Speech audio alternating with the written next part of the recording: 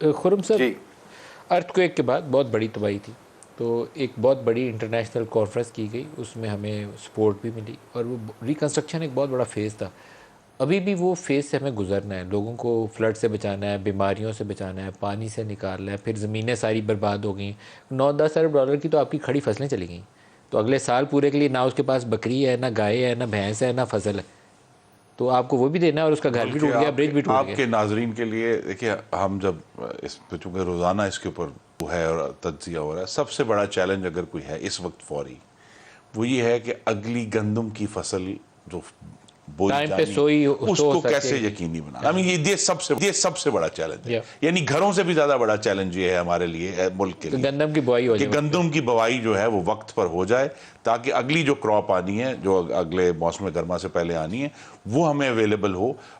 یہ گھروں والا ایشو، سڑکیں بننی ہیں، سکول بننے ہیں، اس کے لیے تیاری. ڈونر کانفرنس کا آپ کا آئیڈیا ہے اور ہمیشہ ہوتا ہے، لیکن اس سے میں نے کہا کہ جو پچھلی حکومت کی جو خارجہ پالیسی تھی، اور خاص طور پہ صرف خارجہ پالیسی کیا، عمران خان صاحب کے جو بیانات تھے، جنہوں نے سعودی عرب کو اور امریکہ کو اور چائنا کو اور یورپین یونین کو، انہوں نے بڑے بڑے جلسوں میں ان کے خلاف گفتگو کی ہے. اب وہ 1000 یو ٹرن لے کے اس کے اوپر لیبا بودی کرنے کی کوشش کریں، لیکن وہ یہ بھول جاتے ہیں کہ یہ ملک ہیں، یہ ریاستیں ہیں جن سے آپ نے بات کی. جس طرح آئی ایم ایف کے ساتھ ابھی ایک بڑا، آپ کو معلوم ہے کہ ہمارا ڈائیلاگ ہوا، اور بڑا سخت ڈائیلاگ ہوا، آپ نے خود بھی کہا کہ لکیریں نکلوائیں.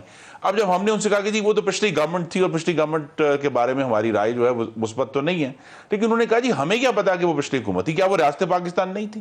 تو ریاست پاکستان کو جو ذمہ داری چاہیے، ہم تو بار بار یہ کہتے ہیں کہ بھئی اس وقت جب ہمیں اپنے بھائیوں اور بہنوں کی مدد کرنی سر ہے، لاسٹ تو اس منٹ میں ہے، کوئی سیاسی ایشو ہے ہی نہیں ہے. لاسٹ اکٹھے آئے منٹ اور ہے، بات کریں. لاسٹ منٹ ہے. ایک پورا پلان لے کر جائیں اور انٹرنیشنل کمیونٹی کو انگیج کریں. اس کے علاوہ ہمارے جی پاس حل شہباز نہیں شریف ہے. صاحب یونائٹڈ نیشنز تشریف لے جا رہے ہیں، اسی مقصد کے لیے جا رہے ہیں.